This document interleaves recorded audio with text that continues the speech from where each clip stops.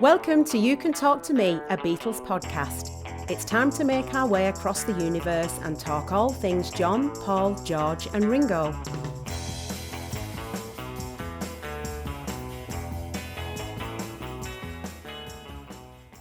Welcome along to a brand new You Can Talk to Me episode. Thanks for tuning in. Michael Croker with you. Get ready to meet Ty Penshorn. A self-confessed Beatle maniac, Ty has been working as an artist in the Australian music scene for most of his life. The first time I heard and saw him was when he was fronting the band Little Hornet, appearing live on national television with their then-hit single, Come On Mrs. Jones, back in the late 1990s. This single broke the band into the mainstream, and Ty continues to make music to this very day. So, without further ado, let's meet Ty Penshorn. Mate, you've had a life in music, and to this day you're still recording, still playing live. Just for our listeners, could you take us through a little bit about your musical journey, particularly then the arrival to the mainstream Australian music scene in the 90s with Little Hornet? Sure. Well, sung in a bunch of things, quite young, doing talent quests and things. And then by the time high school was sort of getting close to finishing, I was working in duos with my older brother, and we'd sort of travel between Sunny Coast, Gold Coast and Brisbane, playing a variety of different, sort of rooms. And then the duo we had a drummer, we had a band. So by the early 90s, we were a band that was all of a sudden just playing five nights a week between just driving up and down the coast. And there was always a night that was the night. So Wednesday night would be massive at Mooloolaba. Thursday night would be massive in the mall in Brisbane. And then the weekend would be huge at Surface. So it was just one big party. I don't know. I don't know how we did it. But anyway, that led to... We were just honing our craft, learning lots of songs, playing lots of things, dabbling in writing, and then writing more. It all happened pretty quick, because you think from then, between 91 and 92 to 96, by then I'd had a record deal, I'd written some songs, and I was getting I was in the top 5 highest rated songs in the country. And it just happens. Yeah. It all happens. Sometimes you look back and go, how did that happen? Yeah. But things happen it all happens pretty quick. Can I ask you about getting signed? Was there a defining moment that happened, or was there a buzz that was building around the band? It was something I was doing it individually, like by myself. It was an individual effort, even though I was working with different guys. I had bit the bullet. I'd written some songs, and I'd just gone and I'd funded them and recorded them, and I'd made my own album, it was just under my name, Tyrone, at the time. I just thought I was like a Madonna, and I'll be the Tyrone. Yeah. Carpet bomb the Tyrone. And from there, I pressed it to CD, because at that age and at that time, if you had a CD, you'd made it. Anything else that happened was a bonus. It's like, I'm on a disc. This is amazing. Yeah. You couldn't give your vinyls away at that stage. So from then, I'd send it out to a few different management companies and record people, and I got picked up. From that record, I got picked up by Michael Browning, who was he was AC/DC, Deluxe Records, In Excess, Noiseworks, Nick Cave. He'd had a pretty good history he owned AC/DC Publishing. So Wow. He'd ticked enough boxes to know a lot more than me. So I'd signed to him, and from there he took the song Come On Mrs. Jones, which was from that album, was on this album. When I say it's an album, it was never released. It was just a disc that got pressed. And then he released that song, and we'd put a band around that. And that band sort of played together for a year. I'd kept the same drummer, a guitarist, a rockabilly guitarist that we knew of, and we're still friends to this day. We're working on material together now. And he lives back in Brisbane, Rupert. So he came into the band, and we were a 3-piece for a while. I was on bass, and that song got released, and it just happened. We had a publisher from EMI.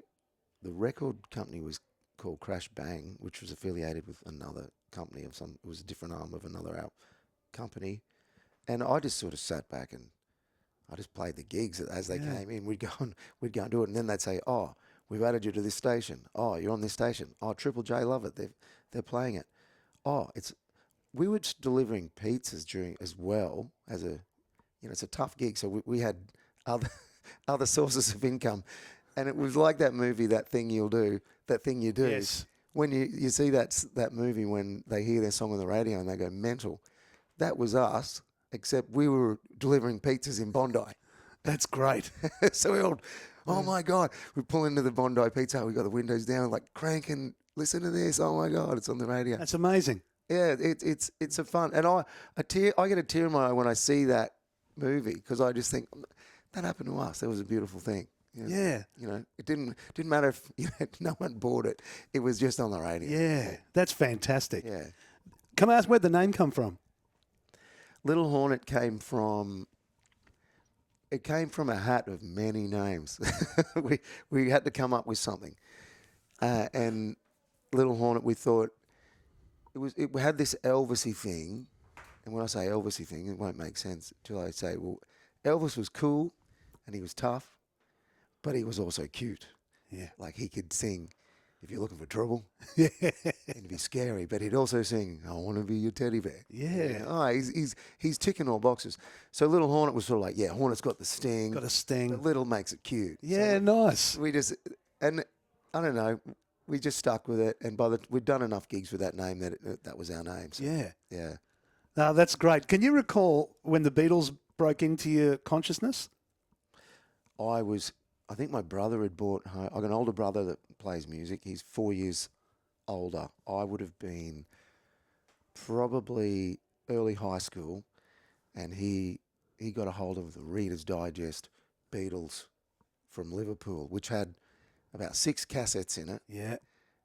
and randomly chosen. Like, all the songs are great, and That's the Beatle box, I think. Was it Reader's Digest? yeah, the Reader's Digest. Yeah, I remember World Records, I think it was, yeah. So I sort of hijacked that when it wasn't around, and I just played it, and I remember just putting it on, going to sleep with it. Yeah. The cassettes would automatically stop and clunk. Yeah. when they finish. And yeah, just playing that over and over and over, because that was our. Oh, and my dad had one Beatles record, which I'm sure is worth a fortune, because he bought it when it was new. Yeah. Allen and Stark, was it before Myers was Meyer? Right. He worked at the one in the valley there, Yeah. McWhirter's building, and it Yes. was called. I don't know what I want to say Allen and Stark. You could be right. Something Yeah. like that. Yeah. Anyway, he worked there, and my dad's like 81 now. But as a younger man, he worked there for his first job. He bought that when it was brand new, and it's got that alternative. The Australian version doesn't have the classic heads. It's got the heads, but they're different heads. Oh, we're talking about with the Beatles? With the Beatles. Yeah. Yeah. So we had that. That was our only Beatle record, and I love that record. I just played that to death as well. So that was the initial thing. And then as you get older, you're like, hey, there's a new Duran Duran record out, and you're like, or there's a new Noise Words, and I'm like, I'm not buying any of those until I've got all of those, because I'd already got clever enough to go, this is disposable. These things are cool for 5 minutes, and then they're meters deep in the pawnbroker. Yeah. I'm going to get. I haven't got Abbey Road. I haven't got Sergeant Pepper. So I was just sort of smarter. I feel like I was smart to go and get the classics before you fell under the, It's interesting you say that, though, when you talk about it not being disposable, and this has come up a few times in some eps. Why do you think that is, as a writer and a player yourself? What is it about those songs that has them built to last through generations? And I know it's probably an impossible question to answer, but what do you think is the secret to the longevity? I don't. Yeah, they're just the Beatles are. Well, maybe if they disappeared after their first 2 albums, they'd just be a Searchers or something. Yeah. Or a Dave Clark 5. But because She Loves You, yeah, and stuff like that. Yeah, they're great songs. But they evolved and then they were pioneers. They led the way, and they made every album was different, and they matured with their writing. Everything just got amazing, and they were pushing the boundaries and experimentation. A lot of the music was sort of 12-bar bluesish, and they're adding in an F sharp minor, and this. They were clever. They were clever, and they did it well because they had. I mean, anyone could throw in a chord and go, "Oh, we're being different," but they had the right ears for melody, and I don't know. It's just a magic. It's a magic that no one can seem to match. What lessons did you take as a writer? Was there influence that you took from a writing perspective in terms of structure? I think there's a lot to be learnt. They're the best. Like if you have the Beatles, pretend you're in the band and you're writing a song and you are going to say, "Hey Paul, hey John, I got this. Will this make it? Will this make it onto the record?" You got to pretend you're George and go, "Oh, I've written Here Comes the Sun. What do you reckon?" And that'll make you write something better. You're not going to go to them with some, ordinary song, are you? And I think the Beatles even found that after they broke up. John probably had Paul there to go, "Oh, do this chord, do that chord," and John was fixing, lyrics that were probably a bit lame. Yeah, they had each other to go. We got to impress each other, because there was a solo period where they weren't as strong. They still had the tunes, but if you grabbed their best tunes after they broke up, if you grabbed all of their best solo tunes, you'd have another great Beatle album. If only they all played them and added their harmonies and things. Did you find in a band dynamic yourself over the years that, particularly from a writing perspective, that friction of personalities can be a healthy thing, that tug and pull? Or were you, particularly with Little Hornet, were you the primary writer? Was it collaborative? Yeah, it was. Not really. We didn't quite get that. Have that thing where, to have either of them in your band. Oh my God, you're on a winner, and didn't quite have that. Yeah. Which is, most bands don't. I think to have one of them in your band, you're lucky. To have two of them in your band is like, it's never happened before. It's interesting you say that. I've often heard it said, what are the odds that these four guys live in the same town and are able to jump on bikes and buses and catch up with each other, and they're all there to join this one band and do this one thing together? You couldn't make it up. No. And they tried to make it up. Like the Who, they made the Who. Right. They go, get the best singer, get the best guitarist with that drummer. They were no Beatles. Yeah. And I think back then as well, one thing I've noticed, like growing up, say playing through the 90s, people would come and get in and out of bands, and that people would go, "Oh, we'll try it at this bass player," and he'll go, "Oh, I'm a bit too much. I'm a little bit more Chili Peppers, where you guys are more Pearl Jam." Now, those conversations wouldn't have happened in the 60s. They would have said, "We play rock and roll." Right. And it's like, whatever it is, we'll make it rock. That's we'll interesting. We'll do it our way. And it's like, whether that they like Elvis, they liked Everly Brothers. Can you imagine going, "Oh, you're a bit too Everly's for us. We're more Elvis."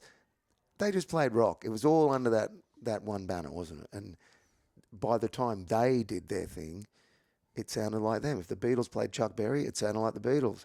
If the Beatles played Everly Brothers, it sounded like the Beatles. So I feel like everyone got a little bit too, I don't know, sensitive and going, "Oh, no, you're no good for us."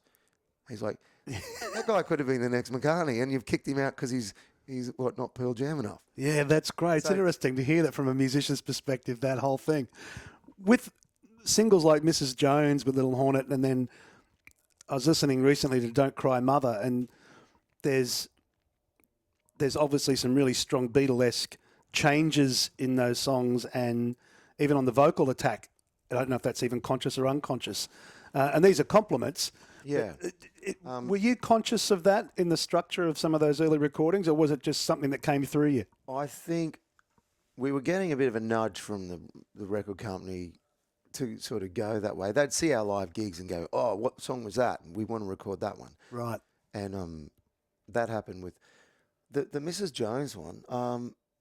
That was that's a funny one. That was actually a slow ballad with different lyrics, and it went really. It was slower than Blackbird, and it was like, here's the key to my heart, and it was only when I got in a dirty raw rock and roll band that I took my own melody, changed the lyric, and just flogged it out. Probably more like a Rat Cat.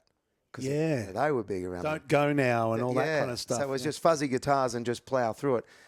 And that, I think the melody just subconsciously came out Beatlesy. And I remember getting interviews at the time and people would go, "Oh no, I think it's more Kinks." Yeah. And other people go, "Oh no, it's the Searchers." And they go, "No, I think it's Beatles." It's just funny what people throw at you. It's like just say 60s.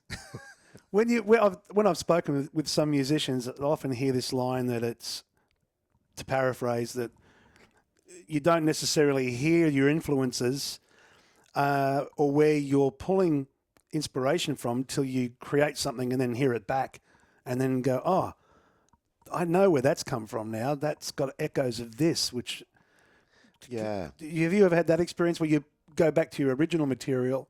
Subconsciously, yeah. Well, everyone is inspired by their own record collection, I guess. Like that's what they listen to. So, yeah, they're going to write stuff similar to.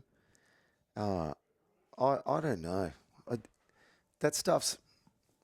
I don't know. There's sort of no rules. You got to wonder how all that happens. You see Oasis, what they do. Yeah. They're definitely listening to the Beatles, aren't they? Yeah. Unapologetically. Yeah. I don't know. Like the listening back's always smart because you listen back and go, well, I love that bit. I don't like that bit. Yeah. And I think that's one thing I did learn with the Beatles because I had they are, the greatest of all time. But what I loved about getting those anthologies was it's like, oh, they are human. Listen to these demos. That's nowhere near as good as the record I've been listening to for my whole life. Yeah. And you can see how the song evolved. Yeah. They put a better intro on. They changed that lyric. Right. They were changing. They were editing their tunes. Yeah. All the way. And a lot of people don't see that behind the curtain stuff. It's interesting. Did you watch Get Back, the Peter Jackson Yes. epic? All 9 hours of it. There you go. Yeah. When you sat and watched that, what did you think from a player and a musician's perspective? For me, it was kind of demystified the legend a little bit too, because you see it's just 4 guys, and sometimes we're all interested, sometimes we're not. Sometimes inspiration hits, and sometimes it doesn't. What did you think? Well, we have to remember, knowing the history, they weren't really friendly. That was they'd all had enough by that stage. They were all worried about it coming out because they think they're going to see all this fighting. Yeah. And they don't fight. Yeah. George's big blow up was, "I'll see you around the clubs." That's right. And it was like, I think George just left the band. Yeah. That's not a fight. It was such a well-behaved gentleman way to leave the band. And I think, well, we know that was the end. They're all about to, they're going to do one more album and they really want to do their own things. They got the pressures of, wives, starting families. Yeah. They've had enough touring.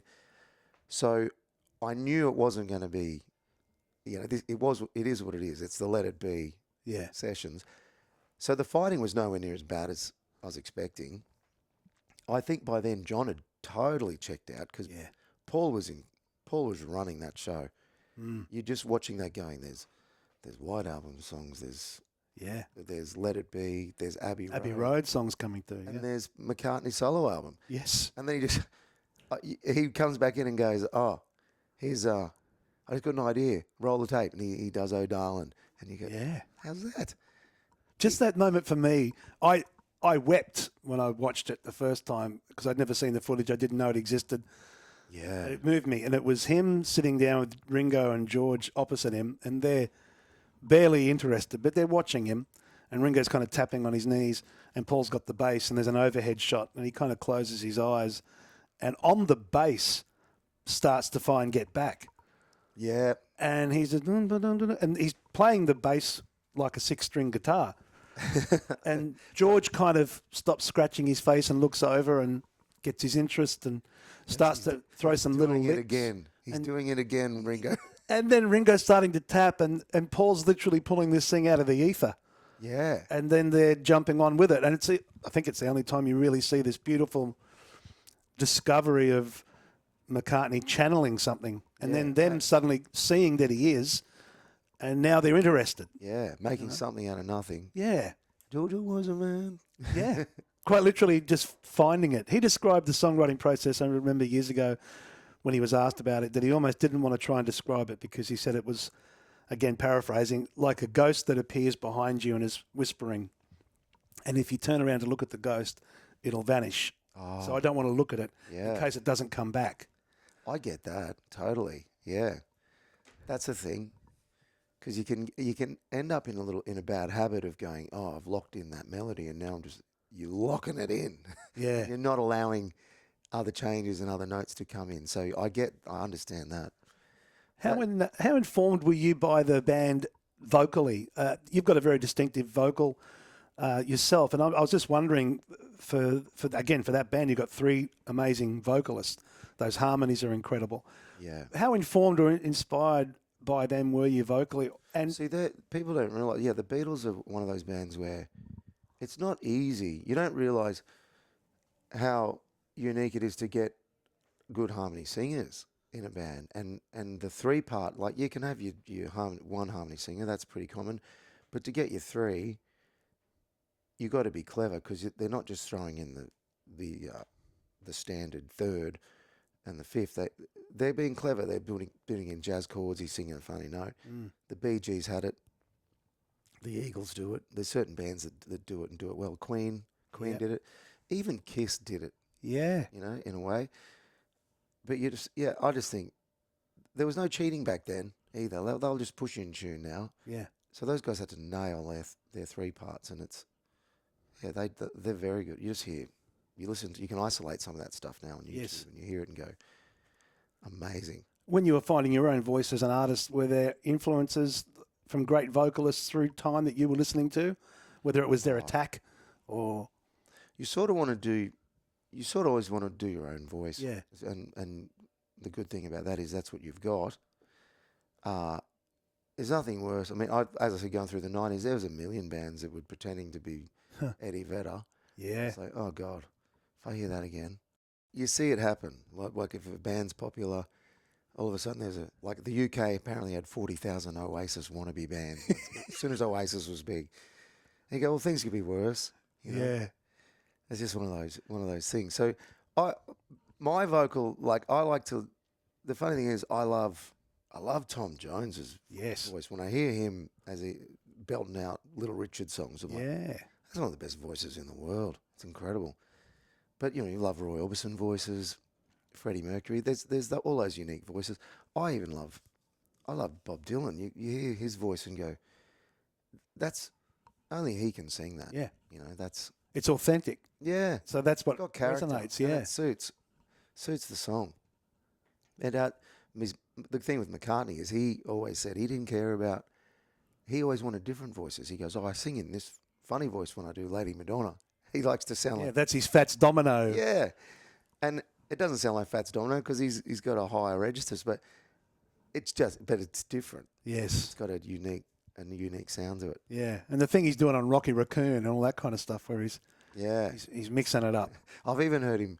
He's pretended to be Elvis. I think he backs himself as a bit of an Elvis sometimes. I think so. But it sounds like Paul. Yeah. Even the early recording of That's All Right Mama, I think it's the BBC recordings. Yeah. He's leaning into that there.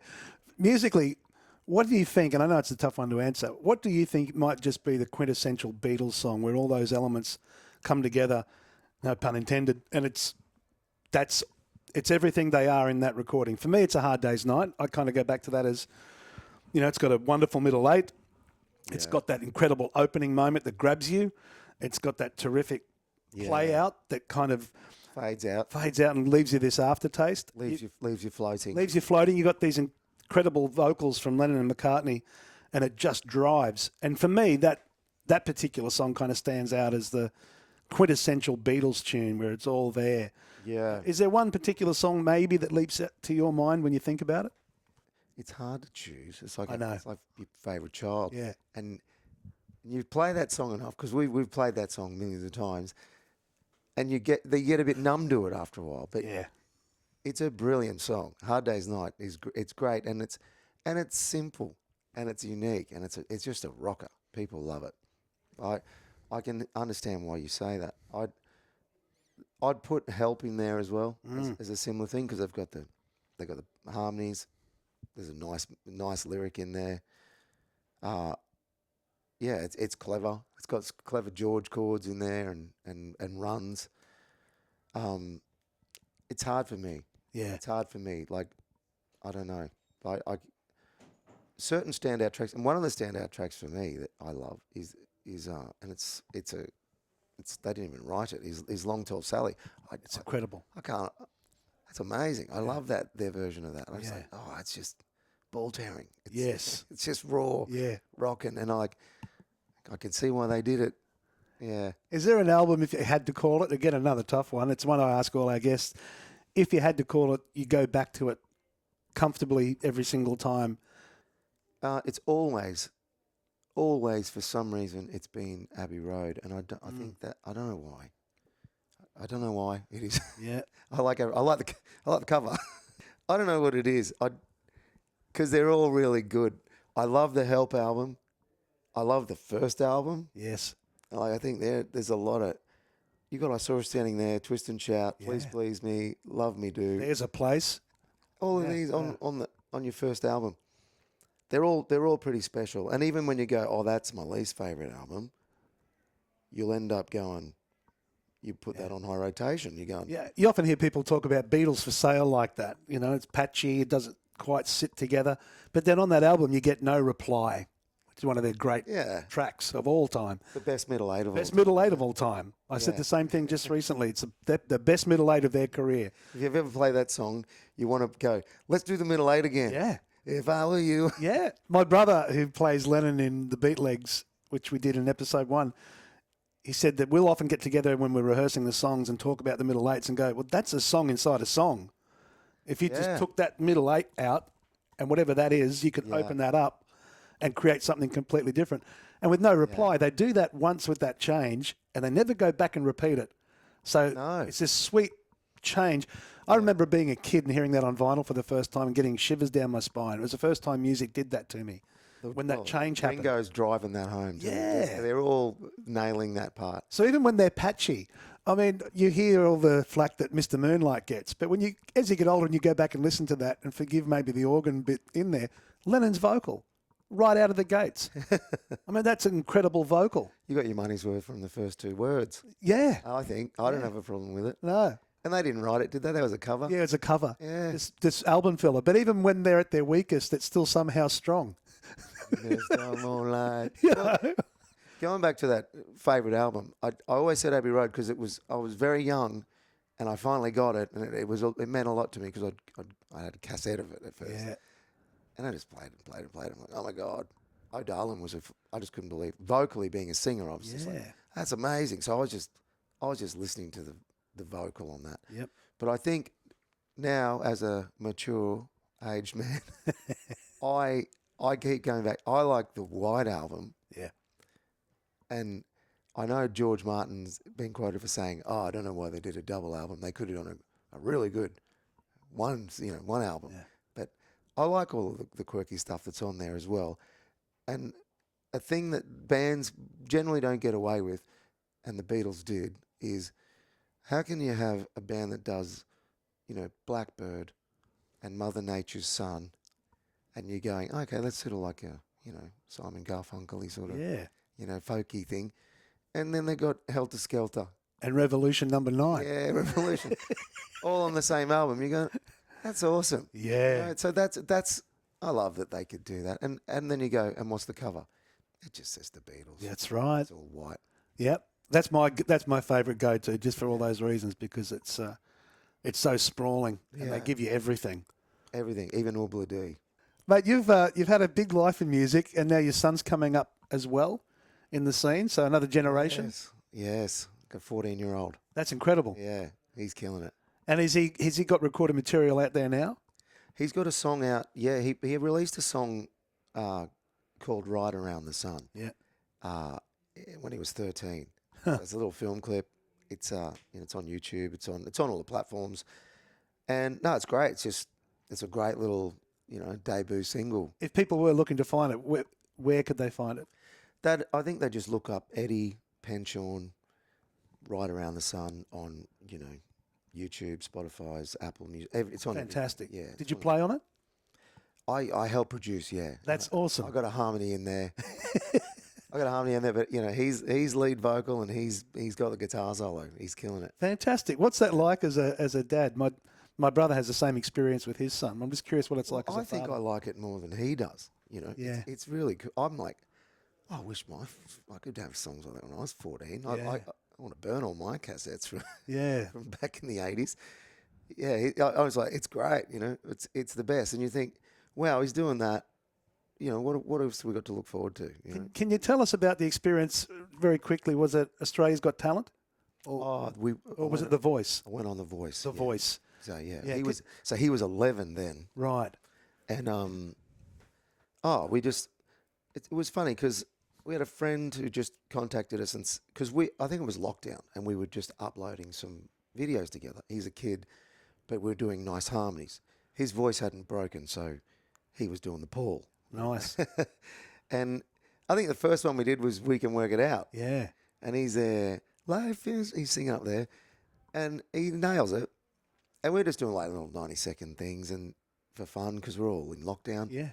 So we did a few, and then people said, "Oh, hey," they were a TV person, and they said, "Hey, you guys would be perfect for this." So they're doing the voice generations. They want the generation gap, whether it's teacher, student, father, son. Good idea. And I said, "Oh, okay, we'll do." I ran it by him, and he's like, because those things generally aren't on my radar at all. I can't watch them most of the time, so I don't want to see the highlights, Yeah. And so he's like, "Oh yeah, that'd be good." 11-year-old, why not? So we filled all the paper forms, did it, went through, sent through stuff. They got in touch, and as that stuff unfolds, we gradually go through the audition process. And they go, "Congratulations," after months and months and months of stuff. "Congratulations, you guys have won yourselves a blind audition." So I'm like, we're still not on the show? Right. But apparently, that is the show. And we went on the show. It was an awesome experience, especially for him because they're showing you. He's just gone straight into a $1 million production with... Yeah. There's a room full of costumes, there's stylists, there's hair, there's makeup. It's all this stuff I've never had. That wasn't in the back of our van. And he's just like loving the experience. The band's amazing. Right. And we everything's rehearsed, I guess. The only pressure I was nervous because I didn't want something bad to happen while he's 11, Yeah. As a dad, it's like, I don't care, but I'm worried about him. So I'm nervous going, I don't want to mess up for him. And I'm worried about him messing up. So it's more nervous than anything I've ever played. Makes sense. So we go in there, it's all rehearsed, and they said to us, I said, "Look, what if we bust a string or something?" Yeah. And they said, "That's fine, we just call cut and shoot again." I went, "Oh, brilliant, now I've got nothing to worry about." Right, right. That was my concern, like, we're stuck with this wrong. Yeah. So we did our song, not knowing what was going to happen. All 4 judges turned. Fantastic. So I'd already said to Eddie, I said, "Mate, you choose. It's all about you. You choose who you want." And he goes, "I want Keith." And, Keith Urban. Well, Keith played a guitar. The other guys weren't really guitarists, and so that was a good experience. And it was pretty quick because we went from that to the battles, and we won our battle, and then we were into the top 4 grand final, and we didn't win the final. Right. Yeah, bummer. But the experience of getting that far must have been amazing. Honestly, for father and son. Just to get that far, I was like, "Mate, we're winners. Yeah. We've won. Like, doesn't matter what happens. Who gets the trophy at the end." I said, "We're here." I said, "You're 11. We're up against, it's not a kid show. You're up against grown-ups. Yeah. And you're here in the final as an Fantastic. 11-year-old, mate." Watch this space. Yeah. And those competitions, it's really hard because imagine if you put the Chili Peppers up against Queen. Yeah. There's a million people going to go, I prefer the Chili Peppers. And there's a million people going to go, I prefer Queen. So you get to a stage where it's like, it just doesn't matter. No, that's right. Do your own. Yeah. Do your own thing. Yeah. Yeah. If people were looking to find you and because you're still around, you're still playing, you're on the Gold Coast where we are now playing live. So you still, that life is still one that you're leading in music. Yeah. Where will people find you? I'm not easy to find. No. I don't like to advertise the shows. Yeah. I just like to play the shows. I'm not into the advertising and all that stuff.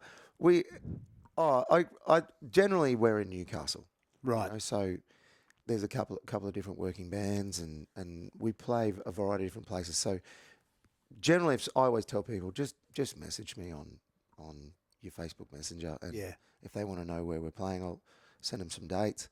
Seems to be the easiest way to do it these days. Yeah. And are you still writing and looking to churn out your own solo material? Always writing, yeah. I released an album in February this year, which had Eleanor Rigby on it. I did a Beatle cover. Promo clip as well? Yeah. Remember that one? A mate from school did that for us. That was nice. Yeah. And I'm halfway through. I've just written another. I'm sort of halfway through an album at the moment. Like I've written another half. Fantastic. And I'm assisting Eddie as well because I'm like, he's on the right side of 25. We need to help him out. Yeah. Yeah, that's great. Yeah, there's a bit of that. Oh, and there's a little Hornet reunion in the cards. We spoke. I was working with Rupert earlier. He's we went and worked on a track, and we're looking at maybe doing late next year as a one-off sort of reunion gig somewhere, yet to be announced and confirmed. But we're working on a song, so we're going to release a single. That's fantastic. Coincide. Yeah. It's funny, I shared a clip on YouTube the other day with a friend of mine when I was telling him he's a big music guy, and I said I was going to be sitting with you for the podcast, and I shared with him a Rage promo from YouTube of a cover of Counting the Beat by the Swingers. Oh, yeah, that was us. And I remember him saying, wow, I didn't know that existed. That's a perfect cover of that track. And well, I'm at that age now where I sort of I cringe and go, oh, we could have done that a lot better. But it's got a rawness to it. Oh, it sounds terrific. Yeah. And it's shot on a roller skating rink. Yeah. Which couldn't have been easy. Well, we're on a budget. It's like, where are we going to do a clip? It's like, we can't afford dollies. Yeah. Roller skating rink. Perfect. Yeah, everyone's on skates. Everything's moving. Yeah, good stuff. We actually took a motorcycle in there. Really? It's quite slippery. Yeah, of course it is. Anyway, that turned out great. The harmonica was a winner. Yeah, it was a nice touch. Yeah, it worked well. Yeah, I don't know who else was doing harps in that era like that. You definitely had your own unique thing happening. We love that. Yeah, 100%. Mate, it's been terrific to sit with you and from a musician's perspective, dive into the power of the Beatles. So thanks for taking time out to do that. Oh, mate, thanks for having me. We hope you enjoyed the show. You know the name, look up the socials. You'll find us on Facebook and Instagram where we can all come together. Make sure to like, comment, subscribe and spread the word. It all helps raise the profile of the You Can Talk to Me podcast. Thanks for listening.